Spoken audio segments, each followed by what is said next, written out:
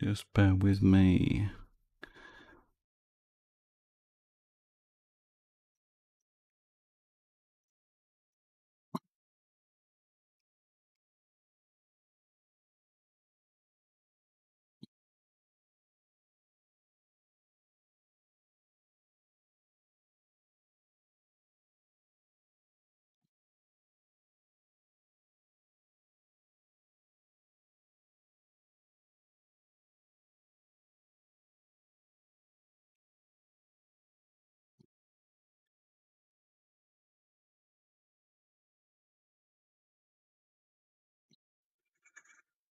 Hey, Robert. How are you doing? Right. I think I'm good to go. You grabbed a few minutes on this last night? Yeah, me too. I've got a live stack going. I got about 20 images last night.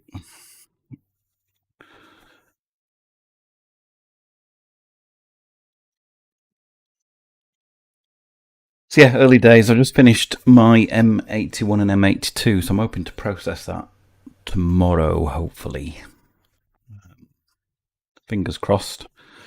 It's going to be bad weather for the next week, and I'm off on holiday. I picked next week as annual leave because it was new moon, and it's not looking too good, so I'm making the most of it. So I was out imaging till 3 a.m. yesterday with the clocks coming back tonight or tomorrow morning. Looks like we are going to lose an hour.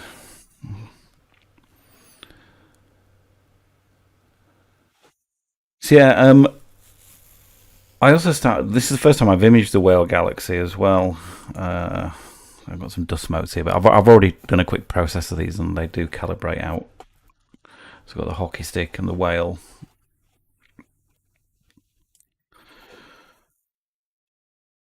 And then I flicked onto M13 as well about midnight yesterday.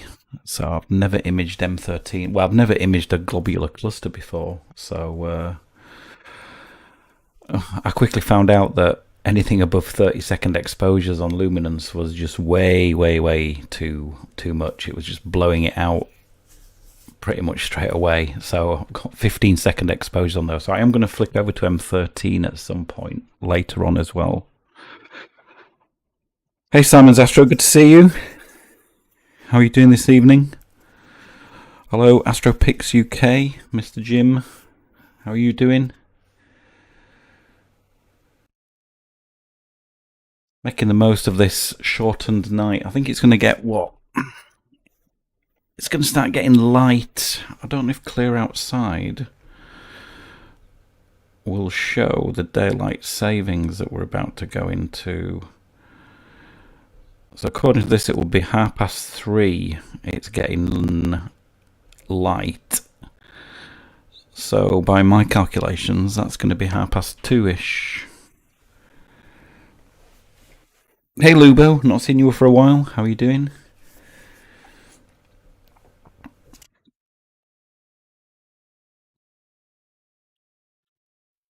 Yeah, so we've had well, I don't know if today was classified. I don't think today's the first day of spring or anything, but it's been really warm today. It was about 18 degrees, I think, in York.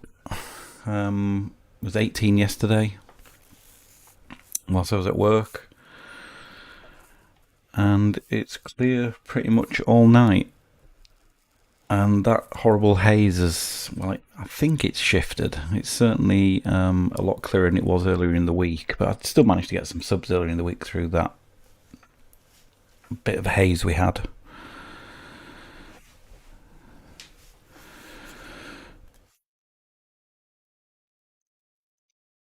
Currently shooting the Eyes Galaxy and in. Okay.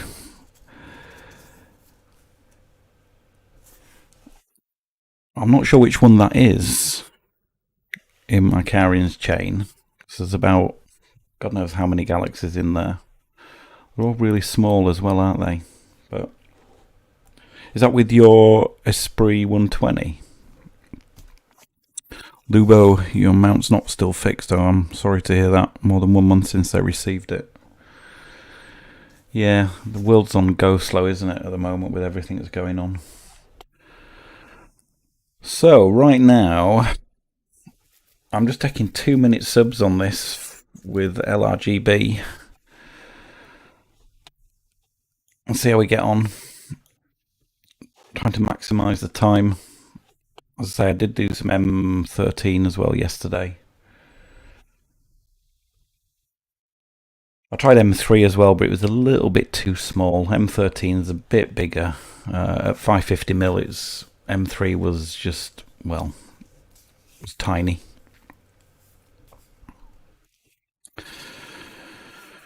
Yeah. Sod's law that the week I've picked off is crap weather.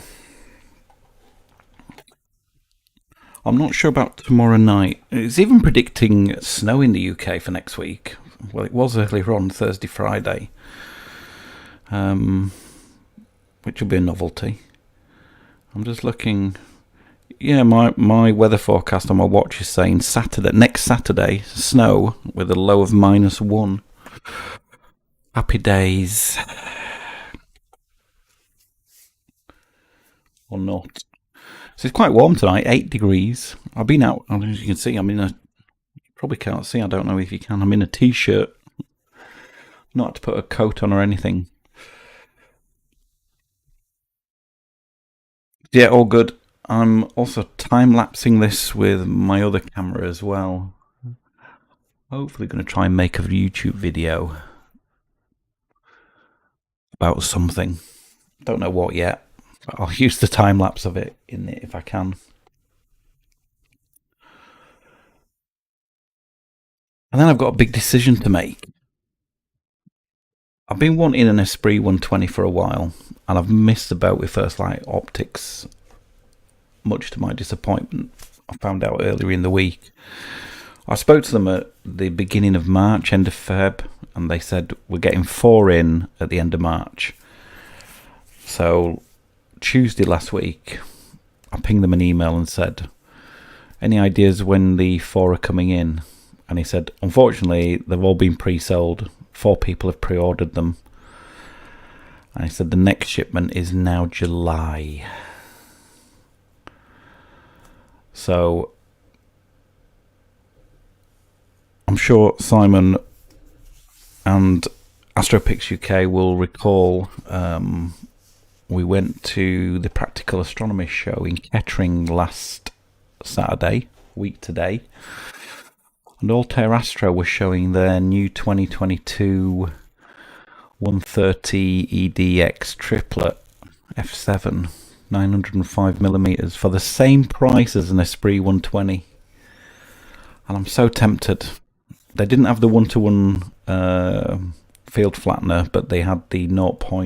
I think it was 0.79 or 0.8 reducer. So I'd want to get both, but they only had the reducer in stock.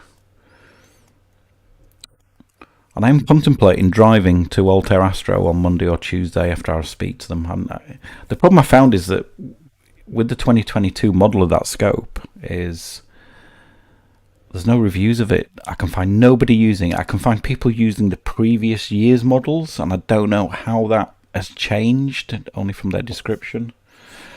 But I'm giving it some serious thought. It's a big old scope at 905mm. It does look very nice as well.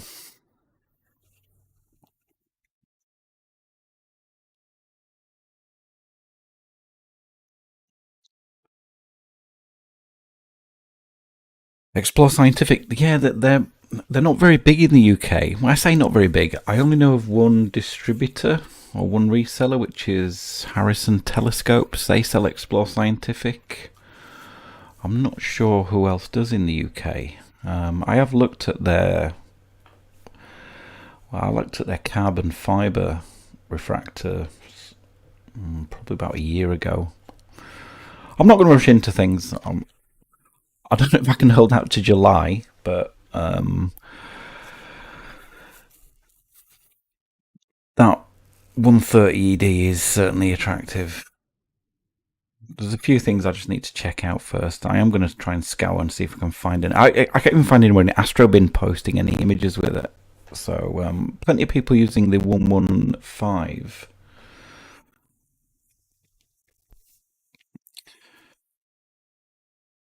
You had to wait 4 months for your Esprit.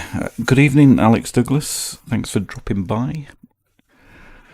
They were being sold at the show. Yeah, tell me about it, Simon. So at Paz, I don't know if you know, I was actually first in the queue. I turned up a little bit early because I was anticipating a long queue. And when I got there at 5 to 8, there was nobody queuing. So me and two of the guys were literally the first in the queue. And as soon as we went into the hall, I went over to them and I said, "Can I take this away with me today?" And they said, "Yeah, but you'll have to come back at the end of the show." Then when I spoke to Ian later on, he said, "No, you can't take it away." He said, "You'll have to order one and we'll ship it to you next week." So I was getting mixed messages. So in the end, I was like, well, okay, I'll just wait. But I did have a good look at it at the show. So I like the manual rotator on there because on the rotator on the Esprits is a bit so faffy, whereas the rotator on that Altair Astro Wave was really nice. The overall build quality looks great, and I know they give a Strel reporting of 0.95 and above. Yeah, I get what you're saying. I misunderstood you there, Simon. I did see a couple of Explore Scientifics at the show as well. So much choice. I had got my heart set on an Esprit 120, and then I started to have crazy ideas and started to look at, could I save up and get the Esprit 150 and go for 1050mm?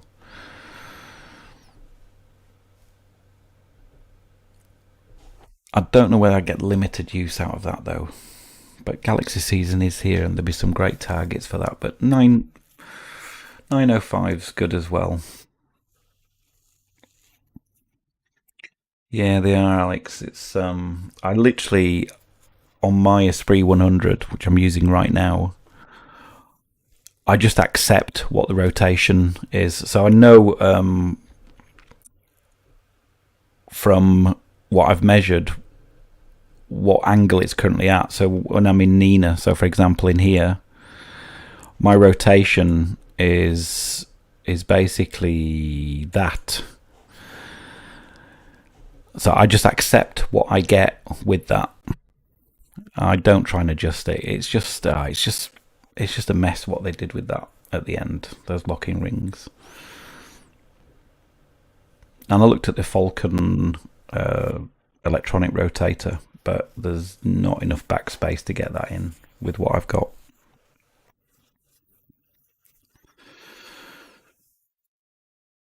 I think good telescopes have been picked up in China before they have a chance to be shipped out. Okay, that's interesting to know.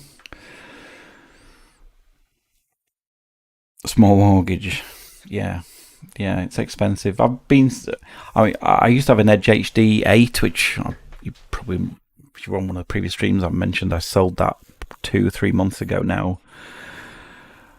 So a lot of the money from that has gone towards it. Sold a few things. I have a habit of collecting things non-astro related. So sold a few things and I've got enough money for it.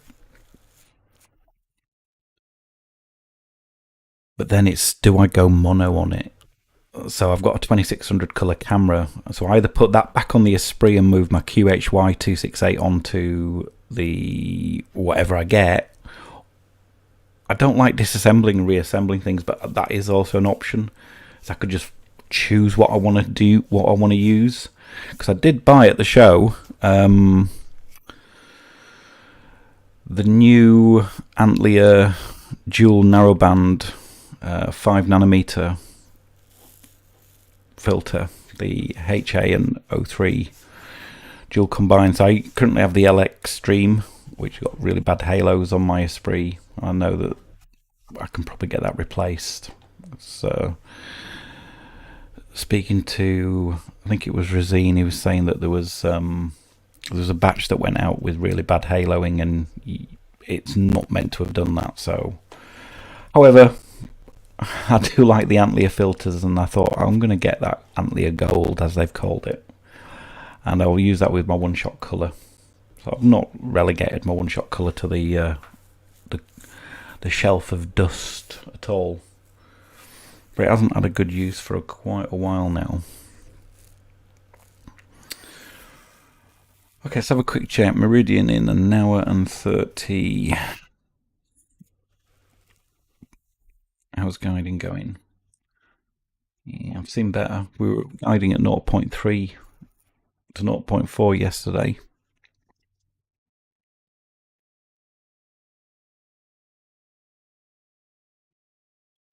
Yeah, I've taken quite a lot of HA frames on M81 and M82. So I have combined. I think it was on the Pinwheel Galaxy last year. I did a combination of HA and LRGB, just with the one-shot colour. So I was shooting colour for LRGB, and then I stuck the L Extreme in for the HA.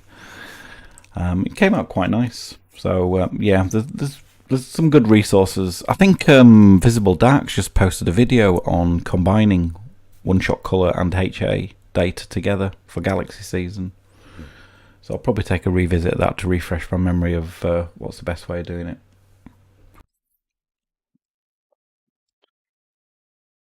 Oh, look, it says haze, but there isn't. It's clear. It's clear, clear, clear.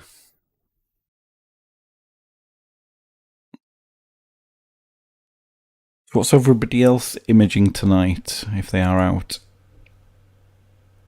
Oh, these subs are going through quick. I'm so used to taking 10-minute subs when it's nebula season.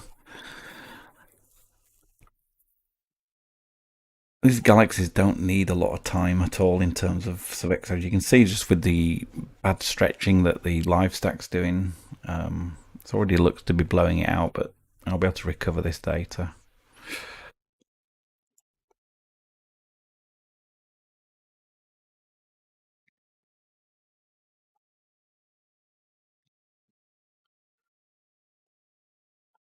Oh, that cooler power is the most I've seen it, and that's probably because we started at about 10 degrees. As we're getting warmer, the power is demand is more. Well, let's have a quick look at that graph. I'm not worried about it. It doesn't go far back. In fact, it does go far. 2020 ampage.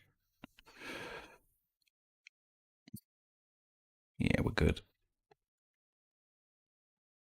You can only do the sun right now. Cloudy and up in Aberdeen tonight, so faffing with pics in sight instead. Yeah, I've started to look at a new way of stretching my images. So came across a YouTube video a couple of days ago that took you through a much more, what appears to be a much more elegant way of stretching your data. So I'm going to give that a go with my M81 and M82. See how I get on. I can always fall back to the old method if it doesn't work, but what I've literally got 16 hours on M81 and M82 from the last few weeks. So I want to try and give it its best shot. Hey Scott C, imaging snowflakes and raindrops here in Niagara, Canada. Oh dear. Well, if it's any consolation, we're due some bad weather next week. Well, certainly up in the north of England. It's not looking too good.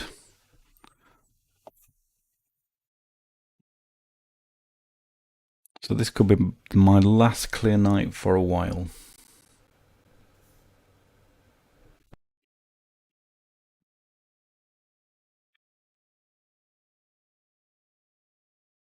I'll show you what I imaged last night. Let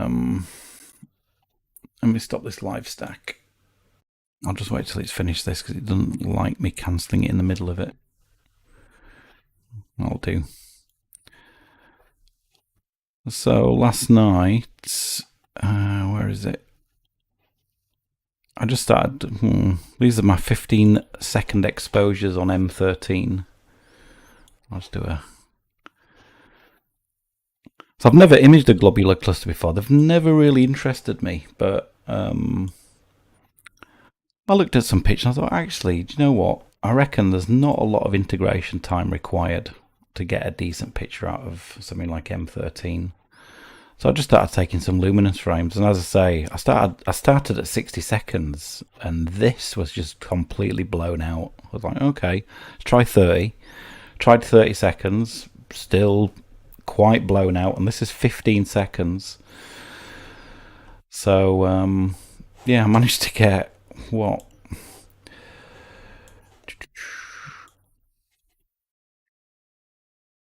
59 frames really quickly. So yeah, I'm certainly gonna move on to that later on.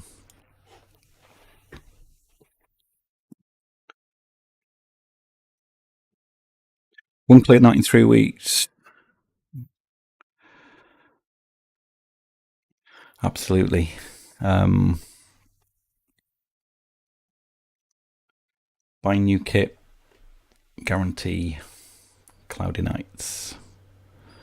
I had a really close shave as well last week. Was it Tuesday or Wednesday night? It was basically showing forecast as clear all night. It had been fairly sunny during the day. So I set up after work. So I was working from home that day. So I set up after work at about 5:30. Got all my stuff sorted because I don't have an observatory, so I have to take things out, set it up. And because it was still sunny and dusky, and the sun was just really starting to go down. There's lots of, where I live, there's lots of birds, and they're in sort of fledgling season, so there's loads of birds flying around in the garden and stuff. And I have a cover that I use inside just to keep dust off stuff. So I put the cover over it just to stop birds pooing on my scope. Didn't turn anything on, and I thought I'll come out later and take the cover off before I get imaging, obviously. And so it didn't get dark till about 7:30, 7:45. It'll start to get darkish. And I just looked at my watch. And my Apple Watch, love them or hate them, the weather forecast on the watch for the next hour or two is usually very accurate. And it literally said rain now for 40 minutes. So I panicked, went outside, and it had already been raining. Not a lot, but if I hadn't put that cover on the scope, things would have been wet, very wet. So yeah, I had a bit of a near miss. And literally, I asked the next door neighbour, and they said, yeah, it rained for 3 minutes, and then went. But that rain would have, well, I wouldn't have been happy, especially with the electronics being exposed and stuff. So my first encounter in 4.5 years with a near miss of rain. Yeah, it was a very close time. I literally, even though it said rain, it said it potentially was still raining, but it wasn't. I brought everything in. I just thought, I'm not risking it now. But today, because it's been really sunny, we've got all the garden furniture out that we store in the shed, and we have a big, I call it parasol that you wind up. Really, really big, and it's really useful because I've already got it prepped that if there is a rain shower, that will be the first thing I will be lifting and moving over the scope. So it's handy that that's currently out in the garden. You can actually see it in the bottom right picture. It's the strange looking thing on the right hand side. It's the standard parasol. But it's so big, it's massive, because my other half decided when we got one, she said, I want a really big one. So it's like a bit of wind and you're... it's a big wind sail, but it's also a gigantic umbrella. So I am going to use that if I need to at any point in the future as well.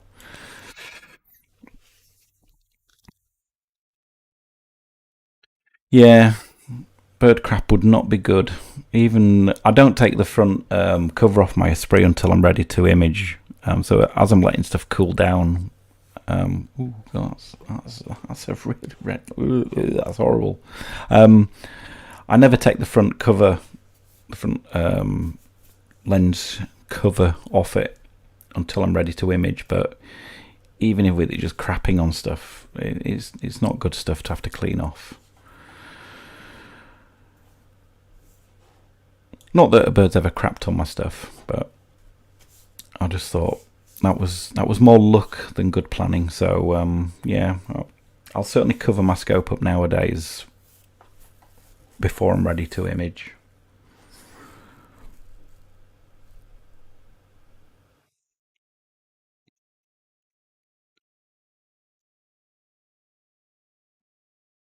You've been set up since 5, eager to get going dark at 7:30. Yeah, I think it was darkish, and then let's have a look when astronomical darkness started. Yeah, it was closer to 20 past 8 when it actually went dark. But yeah, I think I started imaging at about 10 to 8 tonight. It's good enough.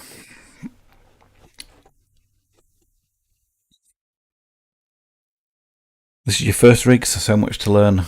Oh, God, yes. I think it's one of these, astrophotography is one of these hobbies where, as technology is changing, even the seasoned veterans, which I don't claim to be, but people have been doing it 10, 15 years, because things have changed so much, always a learning experience. Pick up tips, different ways of doing things. And I suppose that's all part of the appeal of it, is that if it was just the same thing night after night, which some of it is, don't get me wrong, like tonight, I'm just taking images of a galaxy. And if you've been on my previous streams, you'll see that this is all very familiar. We're doing an autofocus because we've changed filters. We're running PhD2. We're checking guiding. But all those other things that make it a bit more interesting. And I'm always keen to find out ways of doing new things or doing old things in a better way. I know it's sometimes it's difficult to change your workflow because I have a very specific way I set things up. So the way I take my gear out, I take it out in the exact same order every single night. So I have like a ground sheet, a box with the power in, some cables, that always goes out first. Then I take the scope off and I go and put it on the dining room table, much to my missus's delight, just to get it out of the way. And then I take the mount off, put that on the floor. Then I take the tripod out. Then I go put the mount on top of the tripod, and then I finally put the scope on top of the mount. And I do it exactly the same way every night. And I think it was a couple of weeks ago, probably a bit longer actually, thinking about it. I did something in the wrong order, and it was like, I don't know why, because I know what I'm doing when I'm setting my stuff up, but it's like, didn't feel right. I was like, I'm going to make a mistake here because I'm doing things out of order, so I just went back to my normal order. So it's really odd, you get set in your ways, but sometimes you know, people can point out, why don't you try this? There's a better way of doing something. So it's always difficult to make sometimes that change.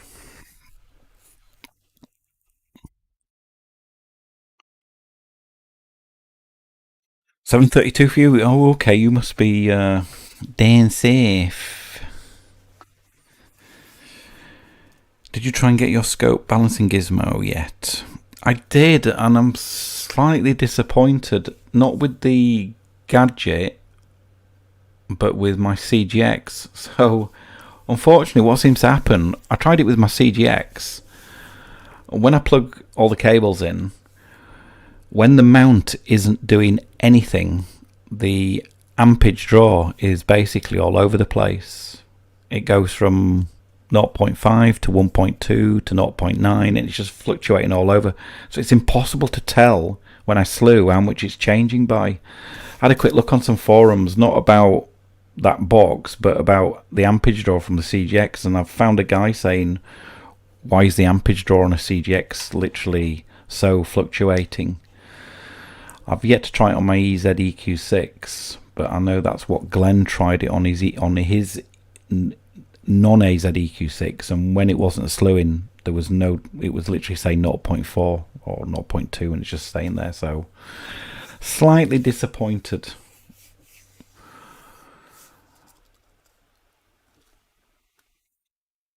I didn't actually buy it for my CGX though, because I can balance my CGX really well. The axes are really, they're nowhere near an ioptron type, but they are quite loose to start with, so it is quite easy to balance. Whereas my AZ EQ6 is stiffer than someone who's been dead for 10 years. So when I get that back out, I am going to use it for that.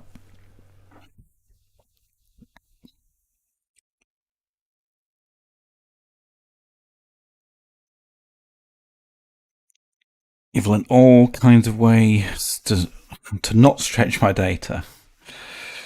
Yeah, it's probably one of the, well, they're all important stages of processing, but it's one of the stages that if you get that wrong, it makes your next set of processing stages, I won't say more difficult, but the end result will be significantly different depending on what you did at that stretching stage.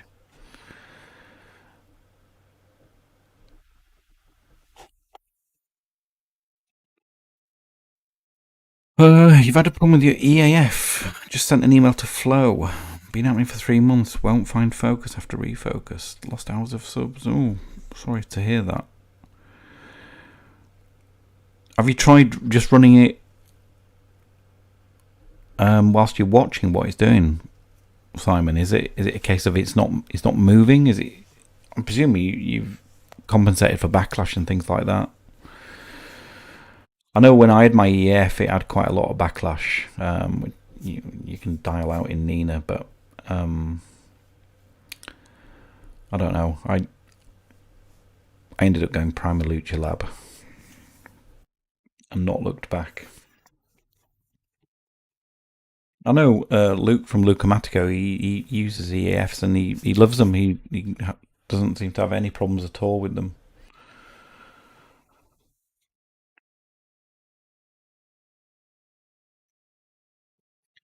So we have what? When's the meridian? An hour and 20. So we're all good. We're on the red filter. So we've already finished luminance. So 16 more subs. I'm not sure how much I'm going to try and push on this. I'm going to try it. Well, I'm probably not going to get enough data tonight. I set myself a rule about 18 months ago. Whether it's a crazy rule or not, I don't know. But I set myself a goal of I won't process my images or finish an image until I've got at least 7 to 8 hours on it. That was back in my one-shot color days. But I've been sort of applying the same rules since I've had my mono camera. To try and get as much data as I can on the same target. And there is a point where you get bored of the target, I suppose, seeing the same thing night after night. Especially with these small, my 550mm refractor. These galaxies are quite small, and I'm going to have to crop them in quite significantly to show any sort of data. And my bloody cat's wanting to go out again.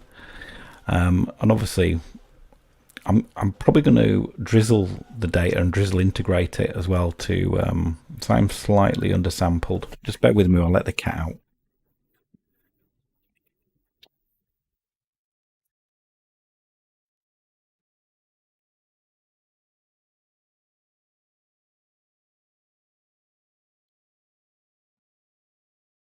Cats. So yeah, there is an element of, can I see myself ever taking a 30, 40 hour exposure on something? I don't know. I really don't know. But I do try and get as much data as I can before where I think I've got enough that will render a good image. Sometimes you have to just put your finger in the air. I do quite a few lookups on AstroBin to see what people have got. So I don't want to process my image to look like theirs, but to sort of see what data they're getting from the length of time that they're getting for similar equipment to what I've got, and use that as a rough guide.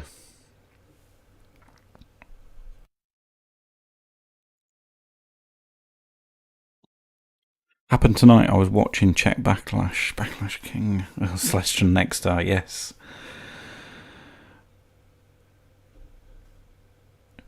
Well, good to know you're the same. Well, I'm glad because I didn't know whether I was being a bit obsessive about it, but I don't know. It's all about getting the most data, so your signal to noise ratio is the best it can be.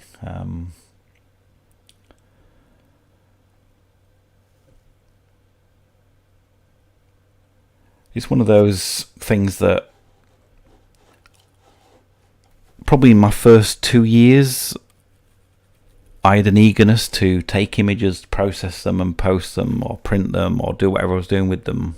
And they're not the best, but I was happy at the time with them. And then as you grow into the hobby, I think you start to realise that to get to that, I won't call it the next level, but to get a better image, you need to put more data in. And there is a diminishing return of where, keep going and going and going, you're not going to get a more exponentially better image. But knowing where that cutoff is quite difficult.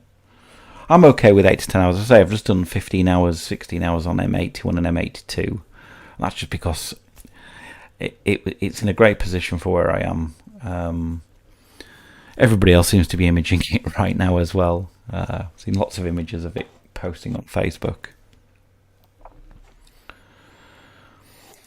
And I came across this little oddity. In fact, have I got the sub? Oh, let me see if I've got this sub that I took last night. I bet I haven't. Have I got it? No. It'll be in my recycle bin, but I'll show you what it is. So I have a little file here called Unusual Objects. So I'm looking for stuff that isn't often imaged, and I stumbled across this thing, Abel 39. And it's one of these things, you don't see many people posting images about this, but it's a planetary nebula. It's very, very faint. But I took a quick 03 image last night of 5 minutes, and sure enough, it was there. But on my 550, very, very small. So I was intrigued to see what that's going to look like at about 1,000 millimeters, and it does look as though it would be quite a nice size.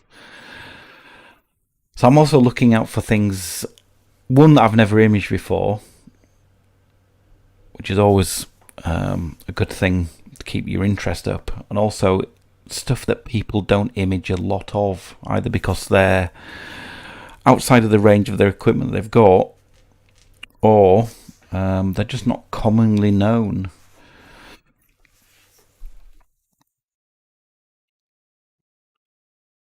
HD is Galaxy Kings, yeah.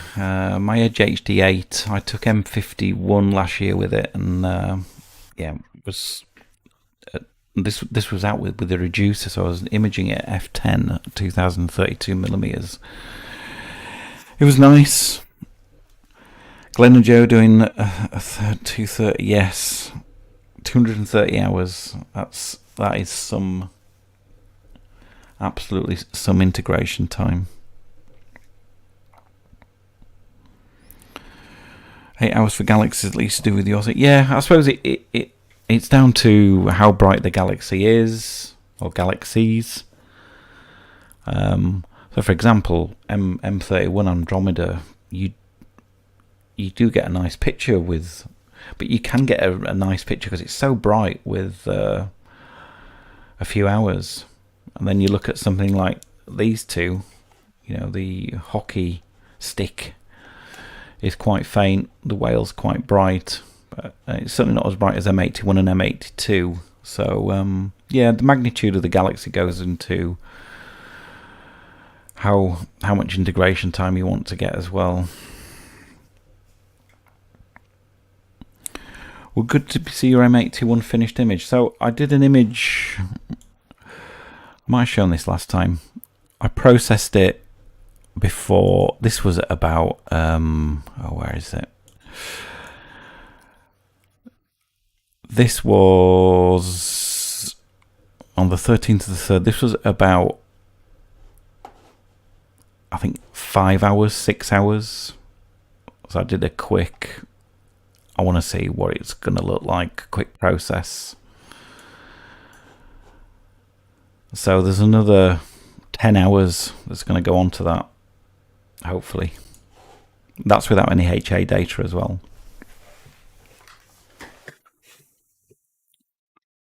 I will just bin that that one which thing because it's like, yeah, that was 8 hours. Unless I can't make it, unless I can't make a decent image out of my 16 hours, that will be my fallback. But I'm hoping I will be able to. So, quick check. Lose track of what I'm doing.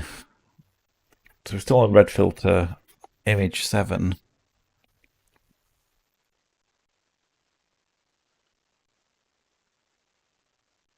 HFR staying quite stable. Sky darkness staying quite stable.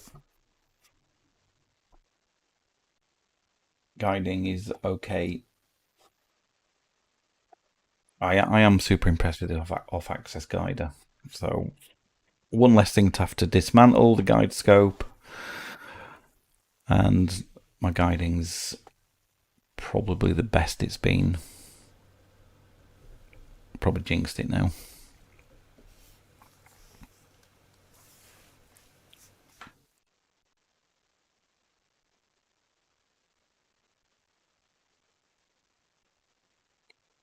I don't think we shook hands at Paz, Simon. I wasn't sure if it was you or not, and then when I came back and saw, I was like, that was Simon from Simon's Astro. Who I saw you talking to Glenn or Luke, I think, but I wasn't entirely sure if it was you. I should have said hello. Apologies.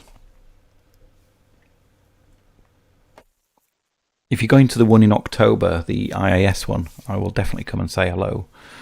I'm hoping to go down to that as well. It was a good laugh. Paz. Probably enjoyed meeting people as much as I did looking and buying equipment, to be honest. It was good to meet and talk to people who I've only chatted to either on Facebook, YouTube or WhatsApp.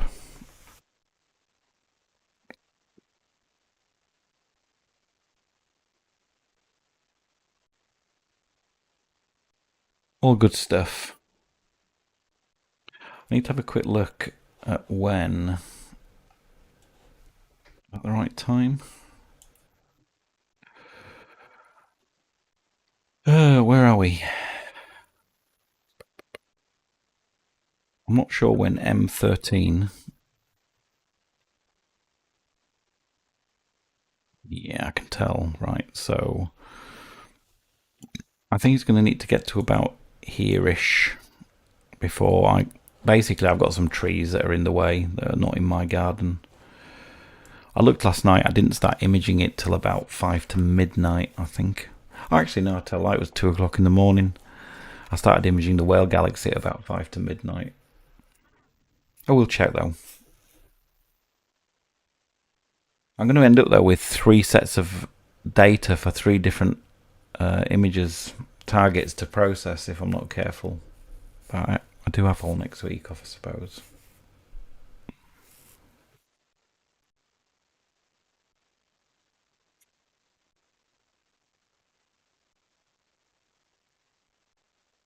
I had a tweak with my autofocus settings as well yesterday.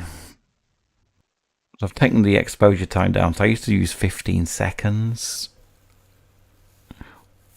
which is probably too long in terms of for speed. So I've halved it down to 8 seconds. I've also changed the curve fitting from hyperbolic to trends and hyperbolic, and I did a few test runs, and trends and hyperbolic were coming out slightly better, not like substantially better, but it wasn't just a fluke. I basically ran,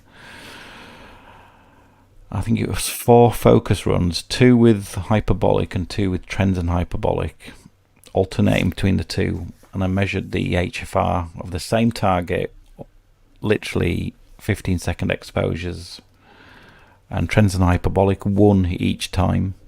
So I've switched to that.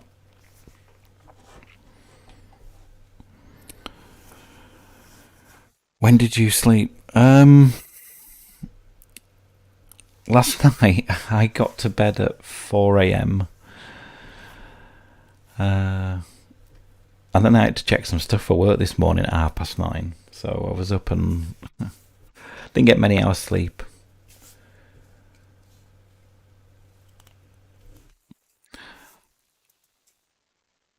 If that's what you mean, Simon. Um, I generally don't sleep whilst I'm imaging.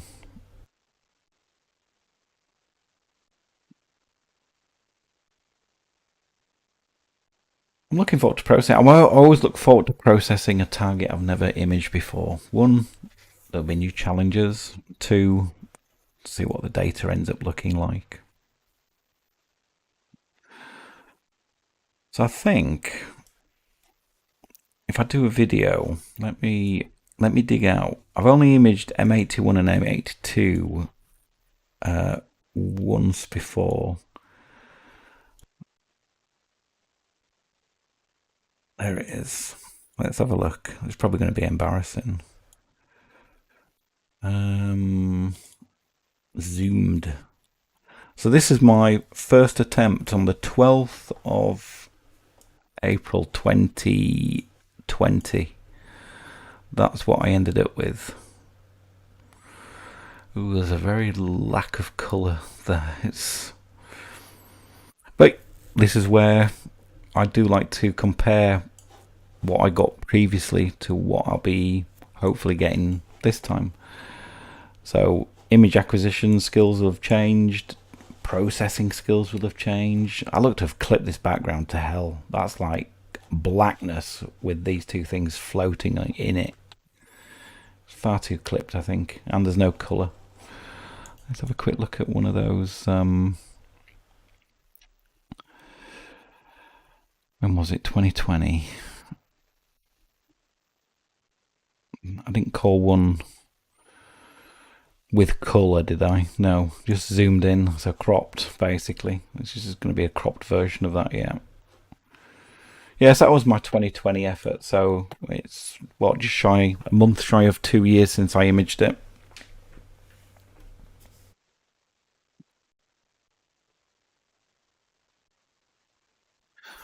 I've seen people talk about the Telegizmo covers.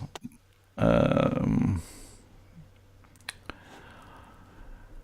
there's some people swear by them who keep their stuff outside, and then some people say the makers are just cashing in on the fact that they know astrophotographers will pay a premium for something that could probably be bought cheaper. So I actually used one of the. I posted a picture of it earlier. Let me show you, Alex.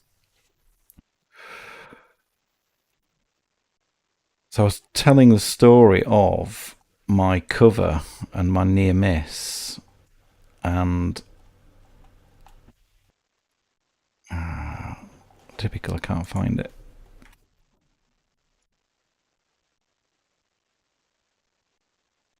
There it is. So I used one of these. This is the thing that saved my bacon last week. It's basically a outboard motor for a boat cover, and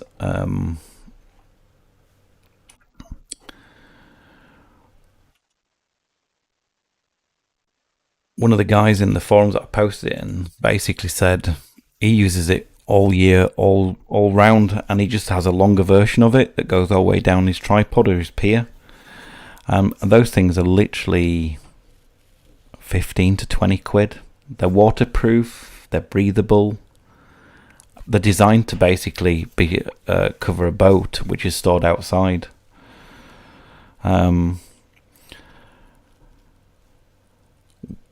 Mine isn't long. Oh, well, I wouldn't, even if that mine was large enough, I wouldn't keep my stuff outside. I just wouldn't. Not because it would get stolen. I don't know. There's something I don't feel comfortable about leaving my gear out in the weird UK weather that we have. One minute it's cooking things, the next second it's freezing, and we've got some kind of weird snowstorm in May. as we did have 1 year. I don't know. But yeah, there's Duck's Backs covers are great. I use it in. I've got two inside. I was trying to find a post from. In fact, I'll find it from here.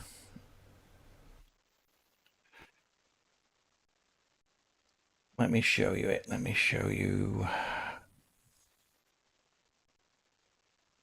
Yeah, here it is. So this is me posting this earlier, saying I'm ready, blah blah blah, and then this guy basically said he uses the same covers, and he just has the longer version of it, and he's obviously got some kind of peer here. These things are £14 off Amazon. I'll show you the one I bought. That one, £14.95. You get different sizes. I think they go up to like £18 if you want the bigger size. But works great. The guy there basically saying he's used his for 2 years outside in all weathers in the UK. Worked absolutely fine. But Telegizmos is, they've got the brand, they've got the enough people saying that they're brilliant.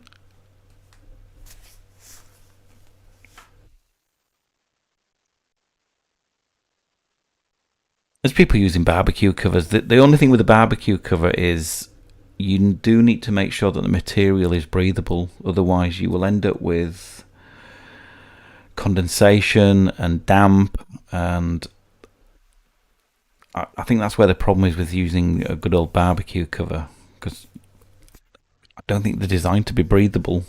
So you might get one that is, you might get one that isn't. So that for me is the important bit, is it needs to be waterproof if you're going to store it outside, but it needs to be breathable.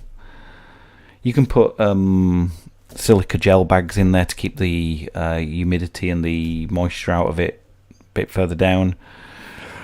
Here's another hot tip. If you put some mints, either tree bought extra strong mints or mint leaves, or a mixture of all those in there, a lot of insects, especially spiders, I know they're not insects, but spiders, insects, and various things, they hate the smell of strong mint. And so if you put some, you'll have a nice minty scope, but it will actually keep the bugs away as well. Won't keep all bugs away, but certainly keep some of them away from it.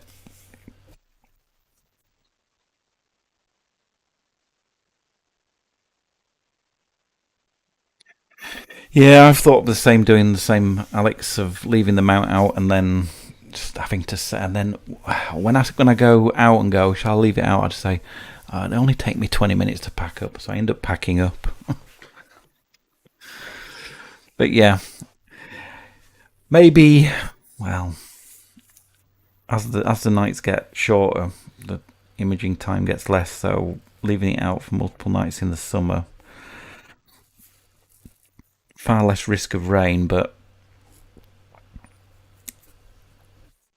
those long summer nights are going to be painful as an astrophotographer.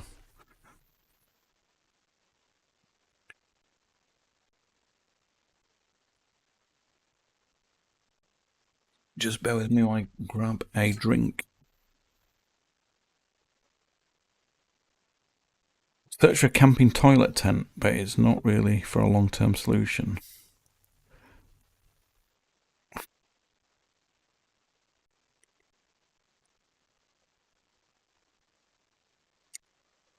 You leave your mount up 24/7.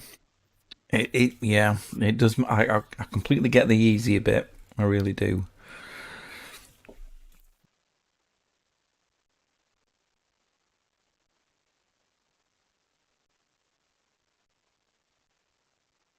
It wouldn't be so bad if you ever watched Chuck's astrophotography, which I'm sure you all have. He just basically flips up a garage and wheels them out about 10 yards. So he's got a really easy setup. Mine, I have to basically take them out of my man cave in 3 bits, through the living room, through the kitchen, into the back garden. It only takes me about 20 minutes to set up one. 15, 20 minutes to tear it down. Tearing down all seems to be a lot quicker. you might. I think I've mentioned it before. I only literally have one cable to plug in because I've got the entire top of my mount cable managed. So I used to find that taking all those bits out, getting the cables, that would add literally 10 minutes on plugging stuff in, adjusting. It's just, yeah. So I just spent a load of time cable managing it up. One cable, which is the power. Everything else, well, it's one cable to the mount as well, and that's it.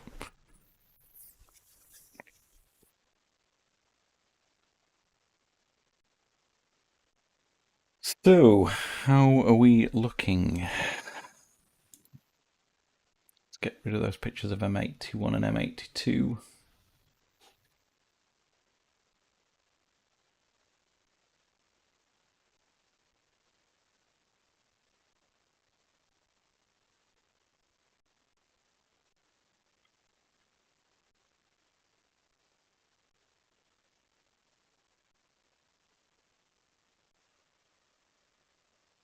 What we on to? Well, okay, we're two images of finishing red. When I say finishing, I don't mean finishing for the entire duration of this image acquisition, but for tonight.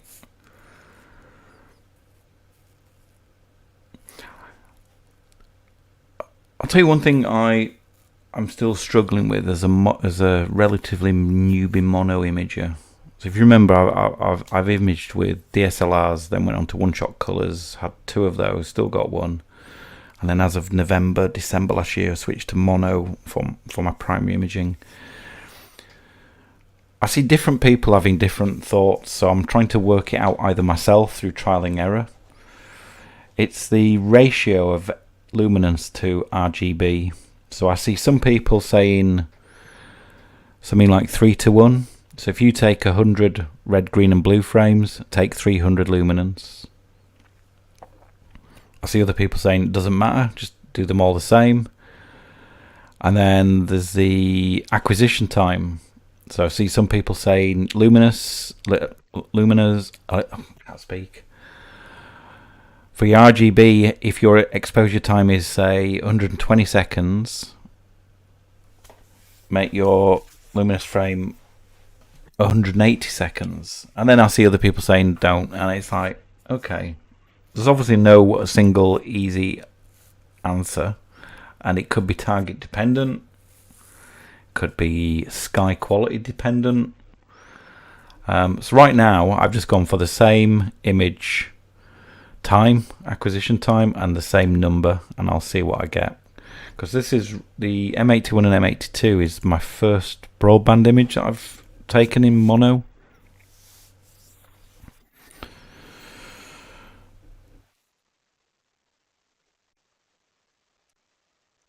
Just let me come back to you, Alex. Are you remind me, Alex? Are you did you get an Esprit 100 as well? Because it's the size that matters of the total length of the tube as to which cover you get. At least don't live on the 26th floor. Just leave everything in the car. Why? Okay. Oh, I get you. All right. Okay. Yeah. So I was coming up in a lift or the steps that would be quite difficult. Nick S, you tend to go 2 to 1. No science, just go. That's good. Good to know. I have a camping trolley to bring everything to the place. Nice. Spree 100. So this is the one. So it is.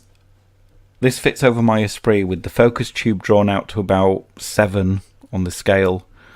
A regular sized one-shot color or mono camera at the end. Well, you've seen what you can see what my scope looks like. So it's size 5, suitable for 80 to 100 horsepower outboard motors. But it's that size that matters. You'll see that they do size 4, size 6. Hopefully, well, that covers the scope lovely, front to end, and just goes down enough. I use it as a dust cover inside because I hate dust. Dust gets everywhere. No matter how clean your house is, there will always be dust flying around. So it just keeps it from just getting, especially when we get to summer months and we're not going to get much use.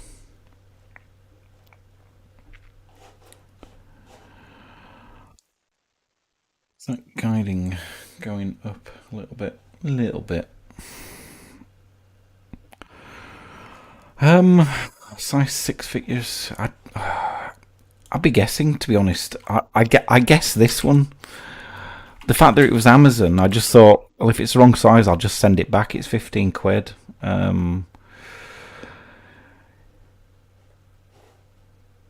Size 1, size 5. I don't know if they do a size 6, to be honest, Simon. Well, the size 5's the largest one they do. Certainly can't see one.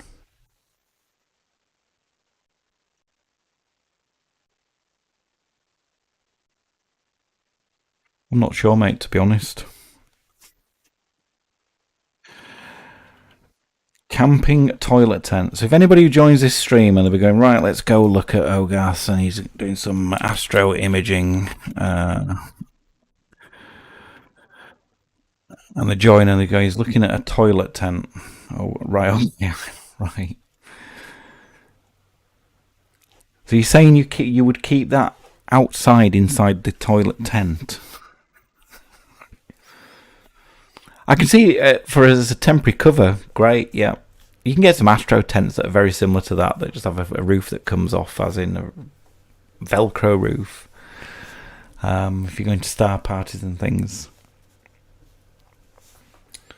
Apologies for anybody who's coming. I wasn't expecting to see some wonderful images of our night sky, and I'm looking at toilet tents. But yeah, I get the idea, Lubo. It's repurposing things that weren't designed for is great.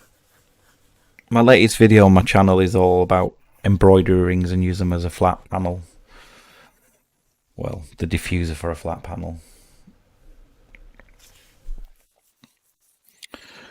So we have the last image of the red channel. 16 of 16. I'm tempted. I'm going to pause the sequence after this. I'm going to see if M13's visible. You'll see a little bit about how I move my stuff around. Okay, sequence is paused. What I'll do now is I'll actually cancel it. And now I will just save it. And then what I will do... This is the sequence I used yesterday. Let me put these on.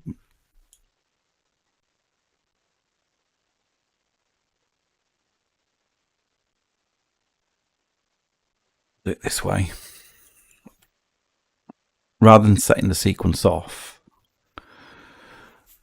I'm just going to see if it clears the trees. I'm just going to watch this slew, because which side of the meridian is it going to be on? Is it going to be on the same side as what we're on now?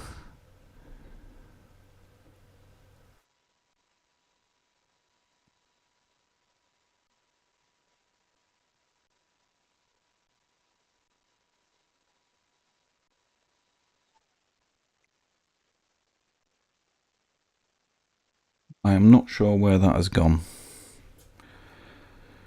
Okay, I can see it, yeah.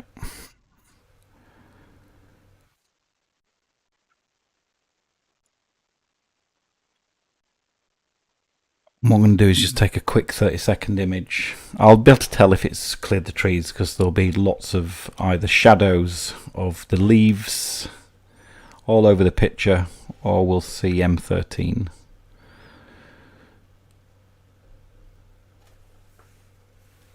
It looks like it should have cleared them from what I can see from that image, but my angle of my little camera outside is quite deceiving. A couple of seconds, we'll see what it gives. In fact, 30 seconds, this is going to be well blown out. Now, as you can see the cluster there, which is really bad, but all these black shadows here are the leaves on those trees that you can see just in the left of the shot. So I reckon it's going to be maybe another half hour.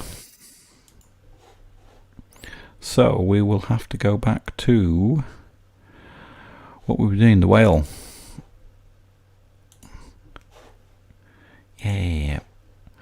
How far did we get? We're on the red. I don't need to do autofocus on start because we're already focused on green. No, we do. Well, it's going to do it on filter change, so we'll be okay. Let's push that back.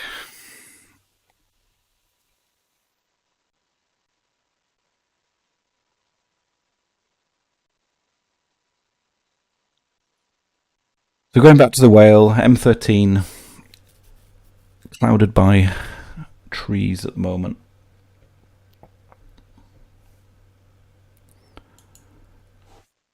Just save this.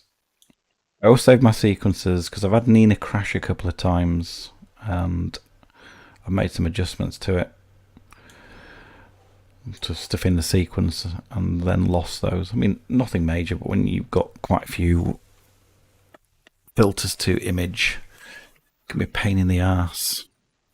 Look at that, Plate solved it straight away with an error of 0. I think it was 1 degrees. So you didn't have to make any adjustments.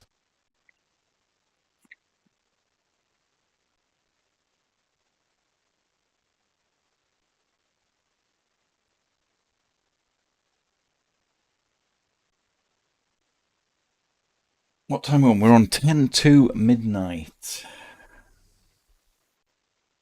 I think it's going to get light. Well, astronomical darkness for me is going to end at around 2 o'clock, I think, tonight.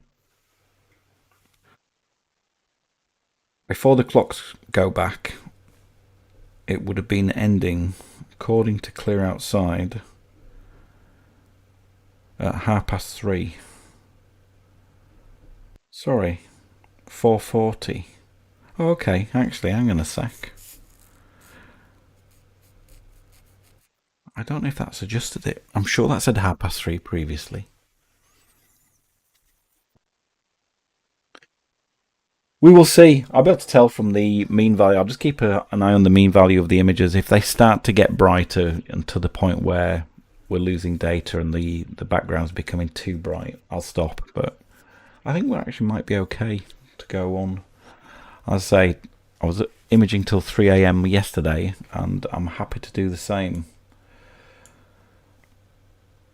I won't be live streaming till that time. Good morning, Simon Thompson. I'm stumbled across your YouTube channel as a fellow Yorkshireman. A up from Perth, Western Australia. Hello. A Yorkshireman in Perth. Wow. So, I always seem to have a story, but I do. My a very good friend of mine who I haven't seen for a long time, but we went to school together. We grew up together, met at school when I was about 7 years old. Went through all the usual teenage and we both got married around the same sort of time. His brothers and his mum and dad went to live in Perth. They emigrated out there. Oh, it'll be 25 years ago now.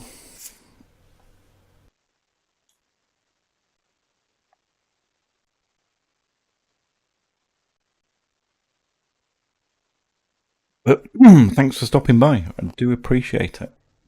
Watching a Yorkshireman take some images. You've got some great stuff in the Southern Hemisphere, though, that we just can't see.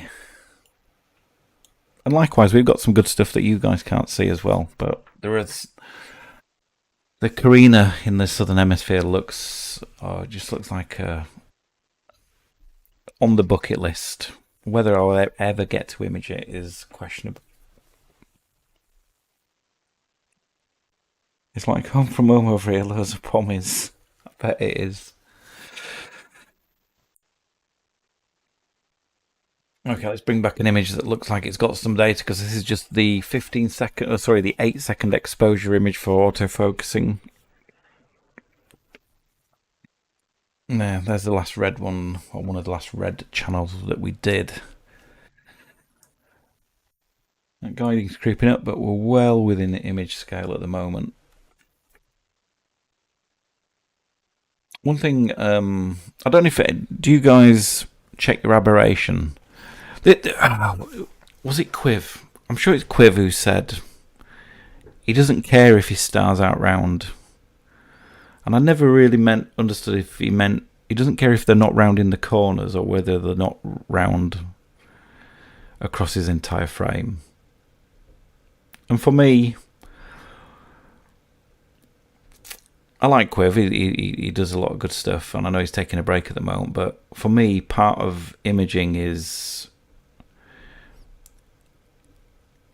the stars are quite a big part of any image, whether it's a nebular image or a galaxy image, a planetary nebular image or a planetary image. Not necessarily, no. Forget the last statement, planetary. And for me, the stars have got to be round-ish. If they're elongated, I think it detracts from the whole image. So I use the aberration inspector in PixInsight a lot, which is this thing here. So what it's basically done is, where you like to get elongations in your images is in the corners, especially if your field isn't flat or you've got some tilt in your imaging train. And this basically takes your four corners of your image and the middle and just gives you to them on a big screen, so you can quickly zoom in and have a quick look.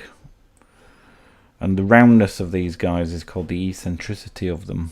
And some people get really obsessed by the eccentricity value, but I just check if they're round right now. They're slightly undersampled, but I'll sort that out. And I'm okay with that. I can remember back in my early days of imaging, I was sort of on a screen like this, and I went, yeah, that looks good. And then when I'd finished and started processing things, I'd not realised they were slightly out of focus and they were slightly elongated as well. And does it matter? It matters to me, so I check that they're round. But I do see some people, I know Quiv, it basically is said on video, he doesn't care if they're round or not. If he likes it, and that's fine, but I like them round.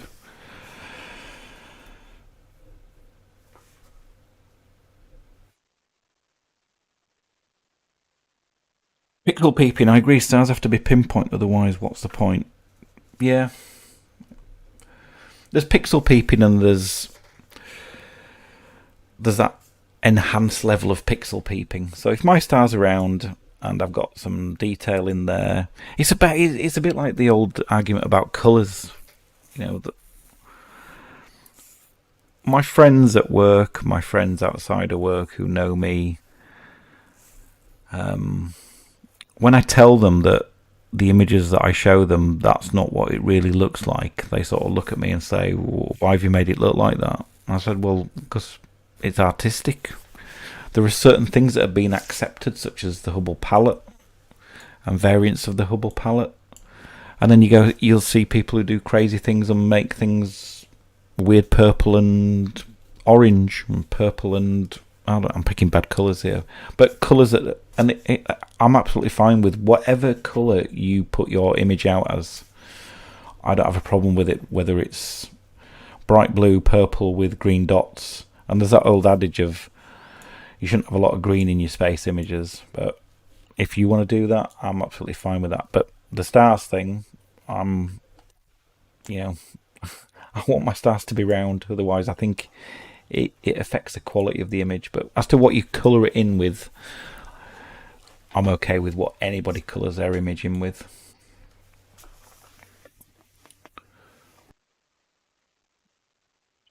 We'll agree with you, Alex. Like see nice round stars. One of the main reasons I got this spree and the lack of chromatic. Yeah, absolutely. Chromatic aberration is hard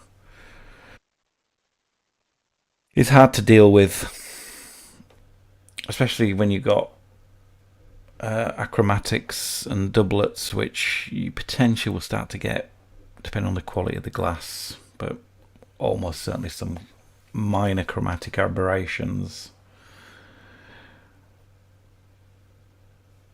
But again, it's that adage of, as a beginner, you do what you can with what you can afford and what you've bought. and that's absolutely fine. And if it's a hobby that you decide that's something you're going to want to continue doing, and you can afford it, then you go, you get better gear.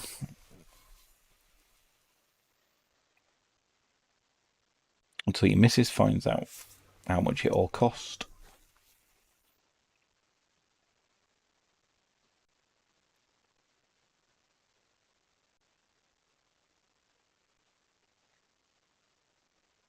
The Galaxies with a one-shot colour, is a UHC or a UV-IR cut filter or no filter best? Depends. I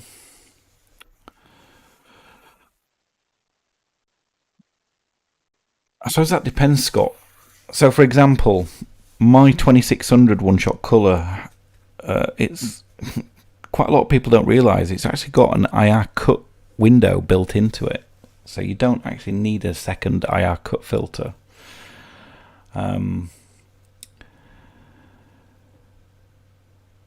Depends on your night sky conditions, how close you are to light pollution, such as cities, what bottle level you are. 1, 2, 3, 4, 5, 6, 7, 8, 9.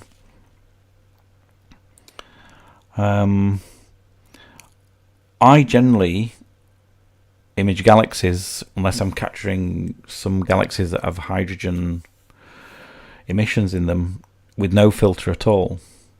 But that was with my 2600. When I had my 071MC, I used a UVIR cut filter because the 071MC didn't have that built into the window.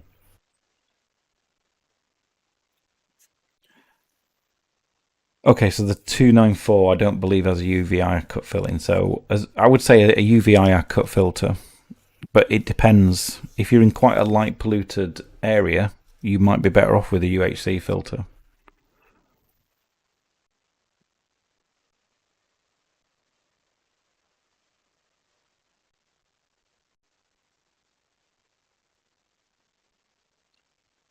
Yeah, tilt.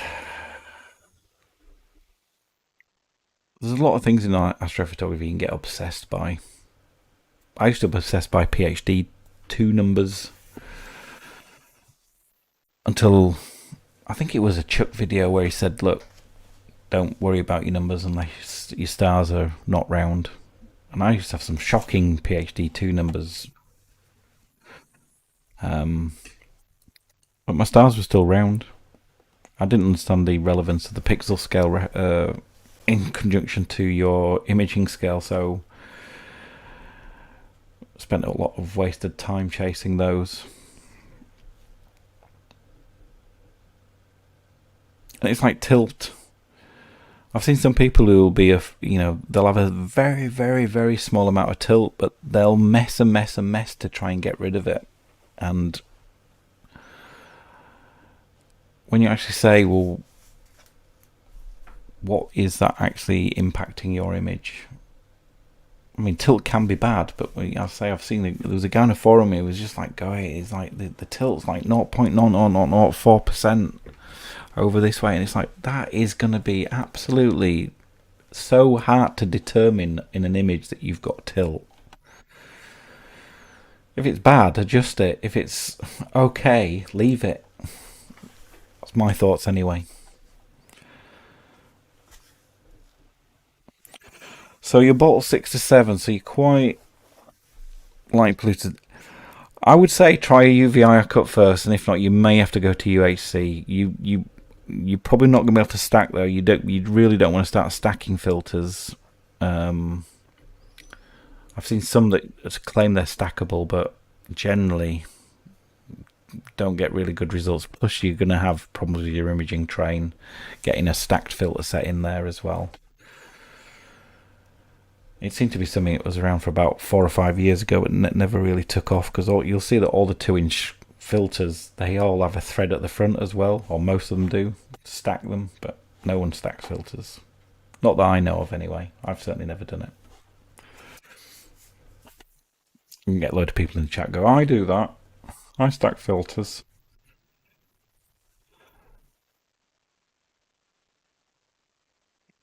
Yeah, I suppose it's a good point that Simon Thompson. The higher your focal rate length, then the more the tilt is potentially going to be seen. Yeah, you've got an Edge 9.25. That's a big old scope. So yeah, yeah. I hadn't taken that into account. So yeah, if the guy on that forum, I can't remember if he had an Edge 14, 3000 whatever, then yeah, that the tilt is going to be so amplified. But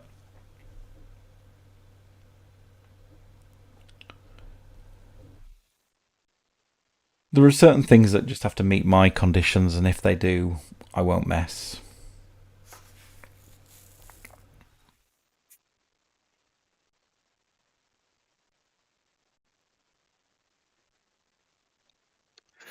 So, what are we doing in this sequence? Why have we only got 3 greens? Have I not been watching? So we finished the reds. Okay, we've only just finished the reds. That's why. That's another thing. Keeping it with mono is keeping a track of what you've done. I end up like this morning. I couldn't remember what I'd taken of what last night, so I literally load them into PixInsight into batch pre-processing just to give me a breakdown of what I've got. I probably need to look at how I store them a little bit better because the way I have my folder scheme is I have it's this. These are basically all unprocessed off on my Nook at the moment. So right now, this is what this is. It's the day in reverse order, the name of the target, whether they're light, flat, the filter type, and then the actual fit file. I just split them by filter. That's just my choice. You obviously, Nini can do lots of things as to how you store them, but probably that makes it really difficult when it splits it over 3. So I've got literally 3 nights for the whale. When I look at that, it'll tell me I've got 100 files, but I don't know how many reds, how many greens, how many blues. Did I end up having to stop a session? Have I got some bad frames in there that I need to retake? So I just end up loading them all into batch pre-processing to see what the summary is. Probably need to look at storing those a little bit better.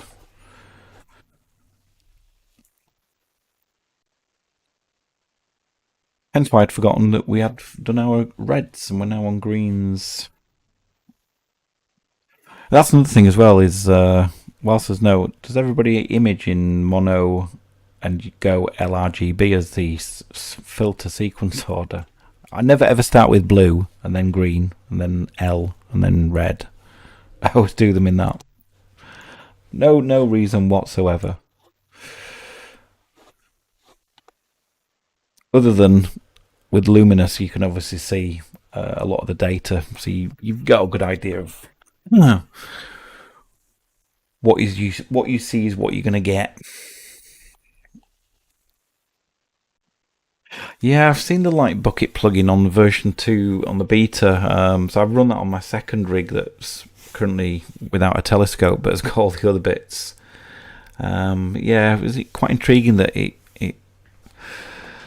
allows you to see what other people are imaging and keeps a nice record of yours as well. So yeah, when I move to version 2, when I won't move to it until it comes out of beta. It's certainly something I'll probably use that.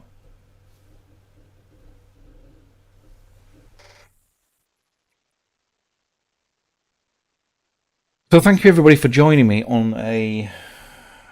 We've just gone past midnight in the UK. 4 minutes past midnight. 5 minutes past midnight. I'm sure you've got better things to do than watch a Yorkshireman take pictures of some very faint objects in the night sky. Let's have a quick look at zoom in at this whale.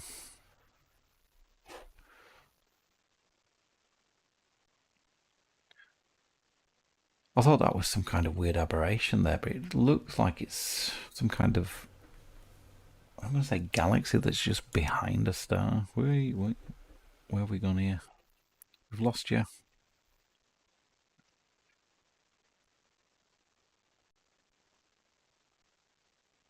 Let's zoom right in. But bearing in mind this is one subframe.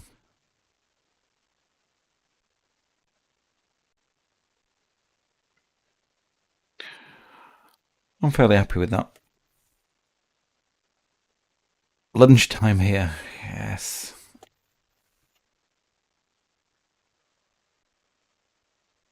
12 or 13 hours ahead then.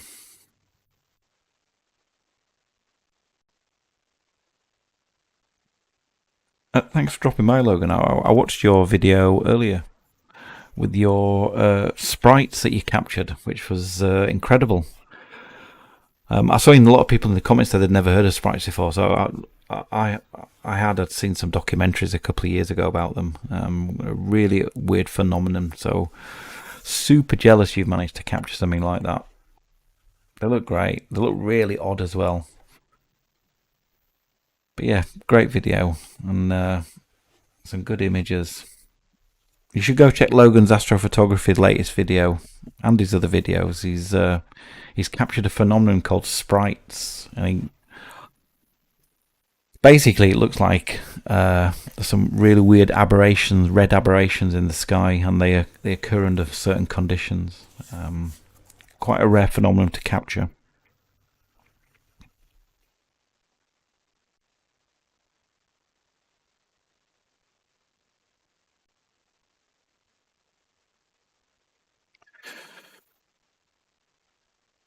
Yeah, catch you next time, Simon. Thank you for joining and thank you for stopping by. I will definitely meet up at the next Astro event. So, yeah, good night, mate. Speak to you soon.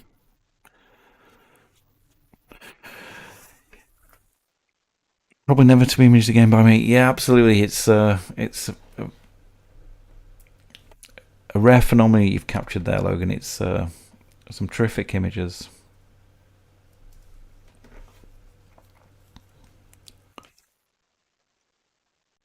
Alex says a lot of detail in your sub. My 294 is much noisier. Yeah, I'm using a QHY268M,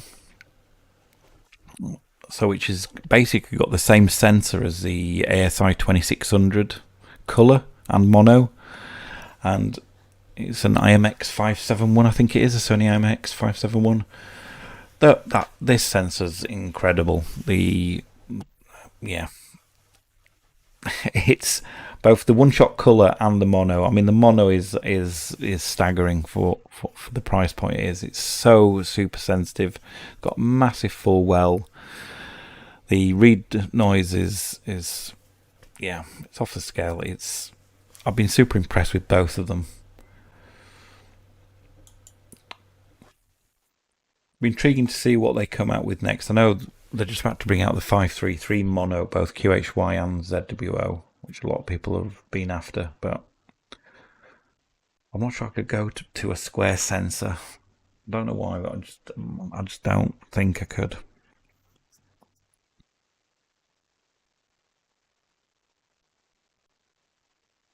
Chibai89, hi guys, Clear Skies from the US. Hello, thank you for stopping by. So we're at the back end of my live session. I am 7 frames through the green channel of the Whale Galaxy. I am going to try and ping over to M13 before we go though. So what I'm going to do, I'm going to pause the sequence after this next sub.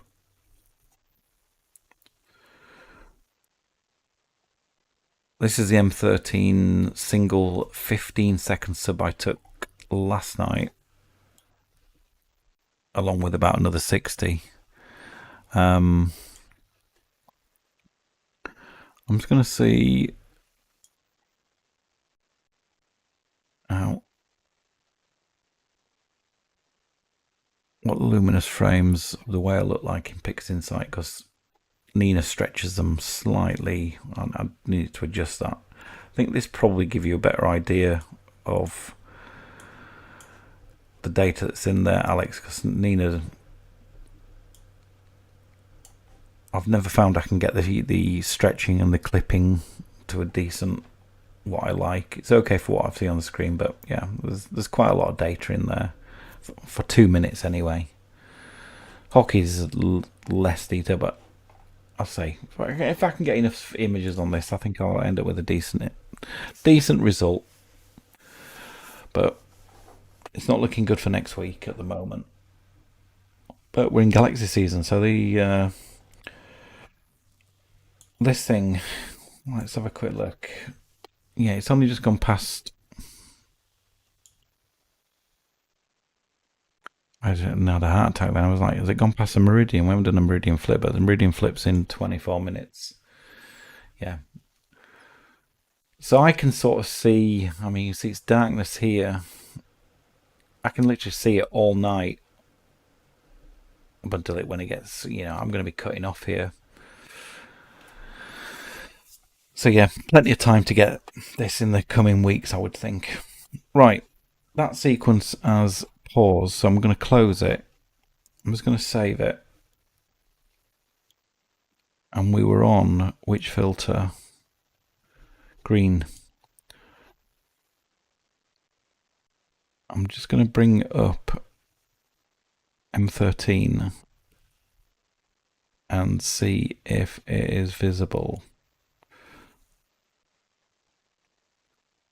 Simon Thompson, I am using an Esprit 100. That's a Skywatcher Esprit 100.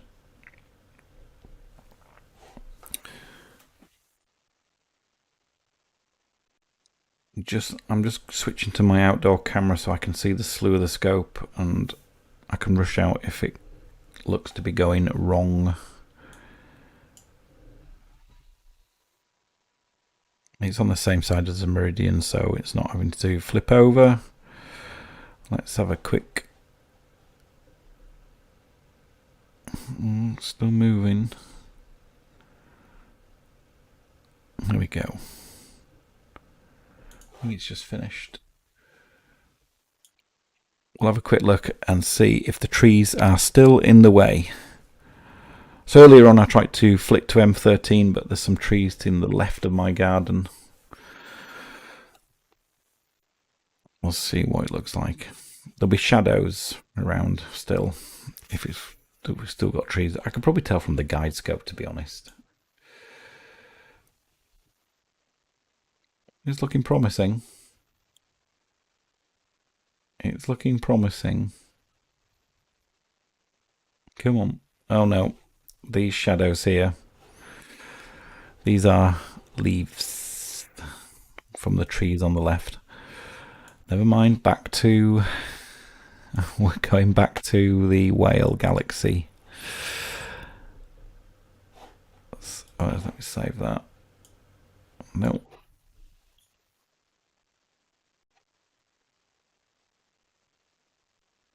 I don't know why Nina does that. Well, just opened it. I haven't altered anything. I think I've changed something. We haven't changed filter. I'm going to have to let it slew back to the whale. There it goes.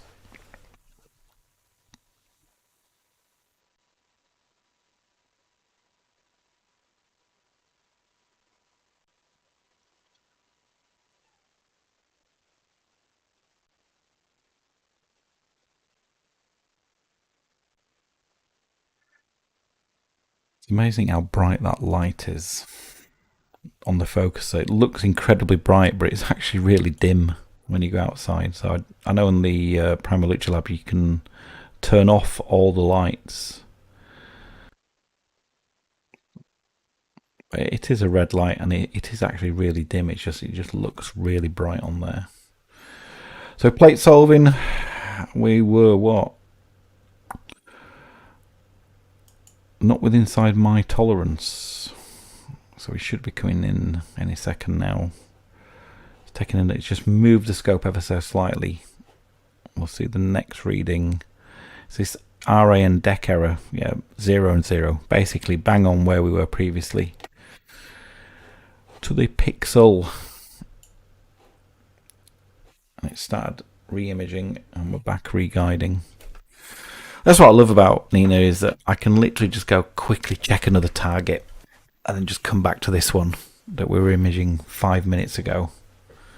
Waste no time whatsoever. The reason that's so dim is that's the plate solve image that it shows you last. I'll just bring up one of the green subs we imaged earlier. case anybody joins and thinks, my God, that looks awful.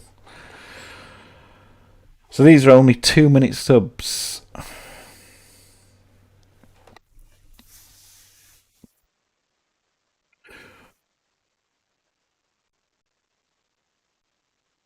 My watch is saying it's cloudy now.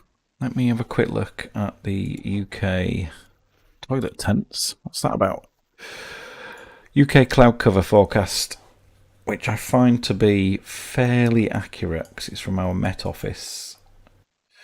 So right now, midnight, I'm about here, just north of York. It's showing us clear. And we've got this bank of clouds coming in at 4 o'clock, but it'll be a little too light then for me. So happy days. I've probably got at least another 3 hours, I think. I won't be live streaming for 3 hours, as I mentioned earlier, though.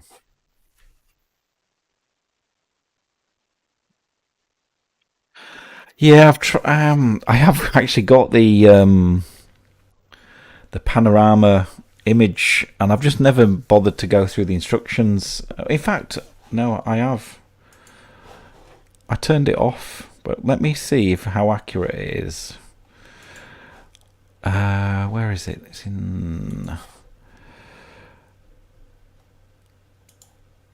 in viewing options, isn't it? Landscape, custom.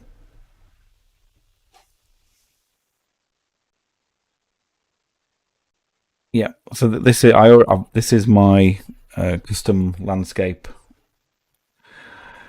Let me see how accurate it is. So what's that? M3. Okay. Where does it think M13 is? Okay, yeah. Still obscured by the trees, which would be correct.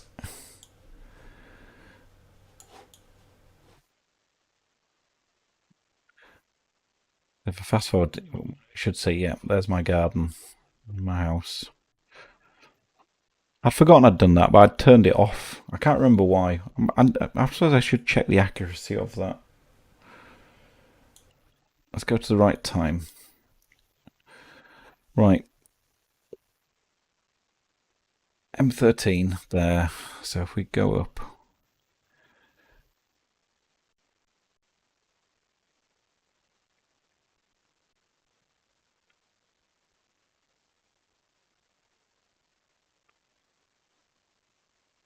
So this is where I don't think it's that.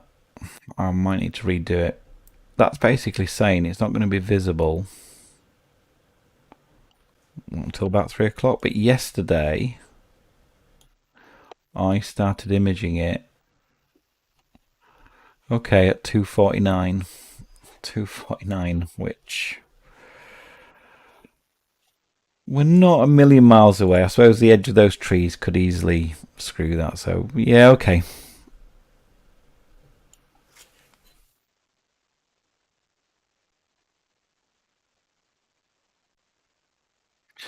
The putting your horizon into Nina's a version 2 feature, though, isn't it, Simon?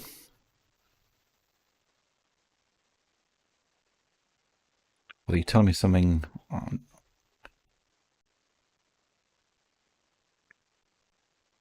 Horizon featuring Nina is version 2 thing, is it not? I don't think I've ever seen anything in here. Tell me I've missed something. Let's have a look.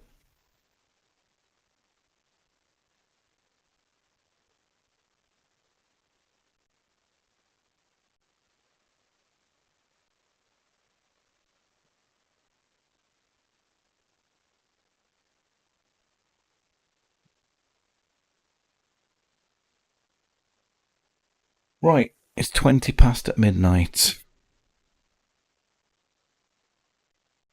Guidings 0.87. Is the Horizon thing a version 2 thing for Nina or not? I'm not sure.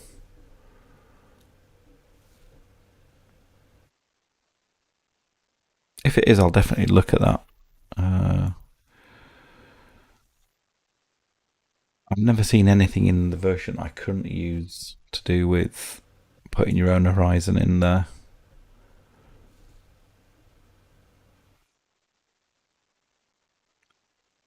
Under options, asymmetry, something about the releases. Yeah, so all we've got in the astrometry section here is import location, get your GPS and weather.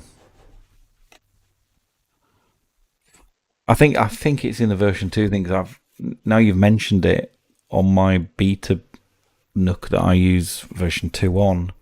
I'm sure I've seen it on there. Now you've mentioned it. Yeah, so I'll have a look at that. I was never convinced of how accurate it is. And I spent a lot of time cutting out the outline of those trees. As you can see, this is basically, if I go to daytime, where's the time? There it is.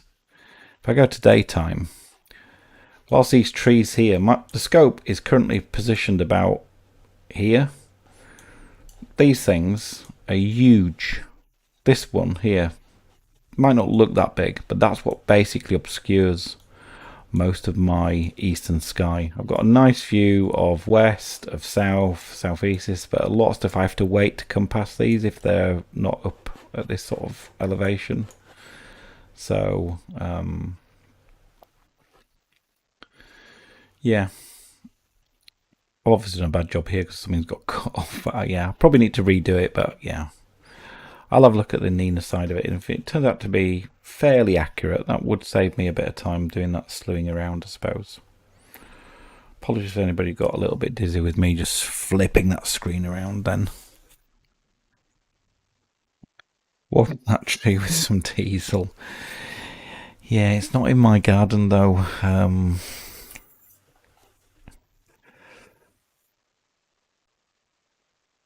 Unfortunately, there's a. Oh, hang on a sec. Are we due a meridian flip? We must be due a flip soon. Yeah, 7 minutes. There's a couple of old ladies who live in the bungalow in that garden.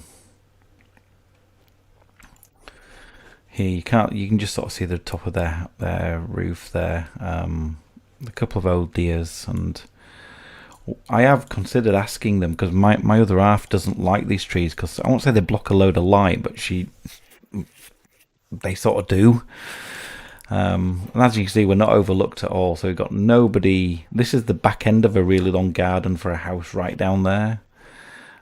So no one's overlooking us. So we were saying, well, why don't we ask them if we can cut these? Well, even if they cut them, chop all this real bushy bits off the top, it would help my imaging. But I don't want to go stress them out.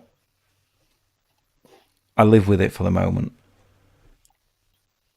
But it would open up a few opportunities to start imaging a lot of stuff earlier in the night.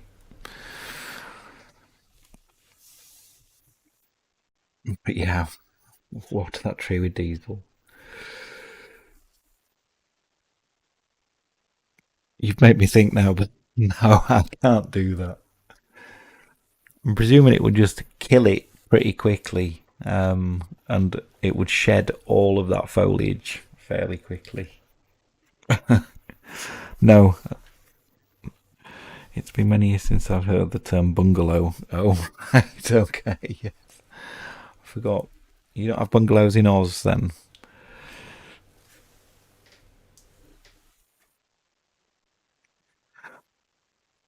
Right, chaps, what I'm going to do is I'm going to bring the stream to an end. So thank you all for coming along on a Saturday stroke Sunday night to watch me take some images of the night sky. As ever, what I will do is if you follow me on YouTube or you subscribe to my channel, great. I usually post the results of the image in the forum stroke community section, so you'll see what it's done, what I've managed to get out. So I'll probably put M81, M82 on there when I finish that, which should be, I would say, by middle of next week at the latest. And obviously, when I've finished M13 and the Whale Galaxy, I'll also post them in there as well. So Hopefully you can see what they've come out like. What they've come out like. I'm hopefully going to do some videos soon. I've got some ideas for some stuff because I've been quite quiet other than my live streams. So keep an eye out on the channel. But yeah, I'll say thank you all for joining. It's been an absolute pleasure. I love doing this stuff. I could chat to you all night long. It does mean a lot. So I will bid you farewell there, and take care everybody, and clear skies, and until the next time, bye bye.